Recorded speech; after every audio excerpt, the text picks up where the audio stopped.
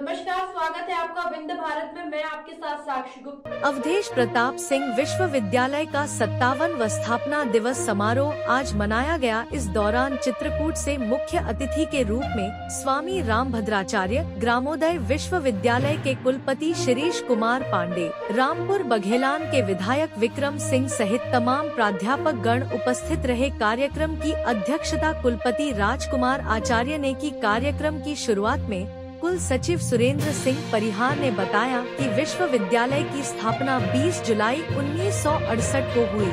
शुरुआत कोठी कंपाउंड से हुई, जिसके बाद सिविल लाइन के बंगला नंबर 25 में कुछ दिनों तक विश्वविद्यालय चला। उसके बाद शासकीय प्रवीण कुमारी उच्चतर विद्यालय में भी विश्वविद्यालय संचालित हुआ, जिसके बाद अनंतपुर में विश्वविद्यालय का प्रशासनिक भवन बनकर तैयार हुआ और आज 57 वर्ष पूरे होने पर एक विशाल परिसर बनकर तैयार है, जहां पारंपरिक कोर्सेज के अलावा कई व्यावसायिक कोर्स चलाए जा रहे हैं।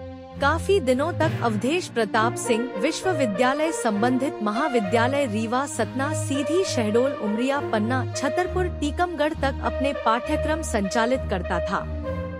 कार्यक्रम का मुख्य आयोजन पंडित शंभुनाथ शुक्ला सभागार में किया गया।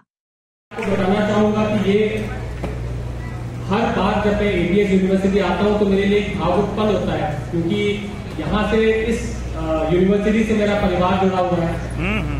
जब किसी चीज की स्थापना की जाती है तो जनरली 3 चीजें देखी जाती है कि स्थापना किसकी की गई है, किसने की गई है और किसके लिए की गई है। तो मैं आपको बताना चाहूंगा कि इस यूनिवर्सिटी की जब स्थापना की गई थी, जब मेरे दादाजी श्री गोविंद नारायण सिंह जी मध्य प्रदेश के मुख्यमंत्री थे, पहली सम्मिलित सरकार के मुख्यमंत्री बने थे और उन्होंने 1.5 साल का कार्यकाल मुख्यमंत्री के रूप में गुजारा और उस 1.5 साल के कार्यकाल में उन्होंने बहुत बड़ी यहाँ पर उपलब्धियां दी रीवा में, जैसे इंजीनियरिंग कॉलेज हो गया, मेडिकल कॉलेज हो गया, अपनी यूनिवर्सिटी हो गई, 5 सागर प्रोजेक्ट हो गया, जिसको पहले हिडम्बा प्रोजेक्ट के नाम से जाना जाता था। उन्होंने अपने 1.5 साल के कार्यकाल में जो भी सुविधाएं रीवा को दे सकते थे, मध्य प्रदेश को दे सकते थे, उन्होंने दी। और जिसके लिए उन्होंने ये स्थापना की, उनके पिताजी यानी मेरे परदादा कैप्टन अवधेश प्रताप सिंह जी, उनकी एक सोच थी कि शिक्षा का स्तर बढ़ाना चाहिए और यदि एक आदमी एक मनुष्य शिक्षित होगा और अच्छा पढ़ाई करेगा तो अपने जीवन में बहुत अच्छी उपलब्धियां हासिल कर सकता है। उसी को ध्यान में रखते हुए उन्होंने एक यहाँ पर रामपुर हाउस, जो नगर निगम के सामने अभी भी है, काफी पुराना घर है, 1-1.5 एकड़ का वो कैंपस है, वहां पर उन्होंने निःशुल्क लोगों के लिए रहने की व्यवस्था की थी कि जिस व्यक्ति को भी पढ़ाई करनी है रीवा में वो वहां पर आए, रहे, खाना खाए, उसको कोई भी शुल्क नहीं देना पड़ता।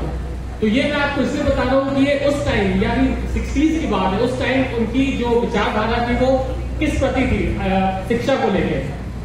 मैं आपको ये भी बताना चाहूंगा कि आप लोग कप्तान साहब के बारे में, मतलब मैं भी बहुत ज्यादा नहीं जानता हूँ क्योंकि मैंने उनको कभी देखा नहीं, उनके बारे में बहुत ज्यादा सुना भी नहीं, क्योंकि बचपन में मैं सिंधिया स्कूल चला गया था पढ़ाई करने के लिए जब मैं 9 साल का था। तो मेरी पढ़ाई, पूरी शिक्षा सिंधिया स्कूल में हुई, 12वीं तक मैं वहां रहा। उसके बाद फिर मैं दिल्ली यूनिवर्सिटी गया वहां पढ़ाई करने के लिए। तो मुझे बहुत ज्यादा ऐसे लोग मिले नहीं जिन्होंने मुझे कप्तान साहब के बारे में बताया, लेकिन कुछ लोग रहे, उन्होंने मुझे बताया कि कप्तान साहब हमेशा हाफ पैंट में रहते थे और कोई भी व्यक्ति उनके पास आता था तो सीधे रिक्शे में बैठा के, चाहे कलेक्टर हो चाहे कमिश्नर हो, उनके पास सीधे ले जाते। वो बहुत ही साधारण व्यक्तित्व के धनी आदमी थे। उनको नेहरू जी ने 1947 जब हमारा देश आजाद हुआ और पहले चुनाव के बीच का जो समय था, उसमें उन्होंने मध्य प्रदेश का उनको प्रधानमंत्री बनाया। एक किस्सा है जो कि मैंने कई जगह पढ़ा भी है और कुछ लोगों ने सुना भी है कि वो नेहरू जी से मिलने जब हाफ पैंट में दिल्ली गए तो वहां के चपरासी ने उनके नेहरू जी के घर के चपरासी ने उन्हें रोक लिया। उन्होंने एक बोला कि मैं मध्य प्रदेश का प्रधानमंत्री हूँ, माननीय नेहरू जी से मिलना है। उन्होंने चपरासी ने बस एक कान से बात करके दूसरे कान से निकाल दी। वो बहुत देर तक इंतजार करते हैं। फिर जब उन्होंने दोबारा आके बोला, चपरासी ने अंदर जाके बोला, तो नेहरू जी स्वयं उनको बाहर लेने आए, फिर उनको अपने अंदर घर ले गए, उनको उनके साथ बैठकर नाश्ता किया। तो ये उनका व्यक्तित्व था। वो बहुत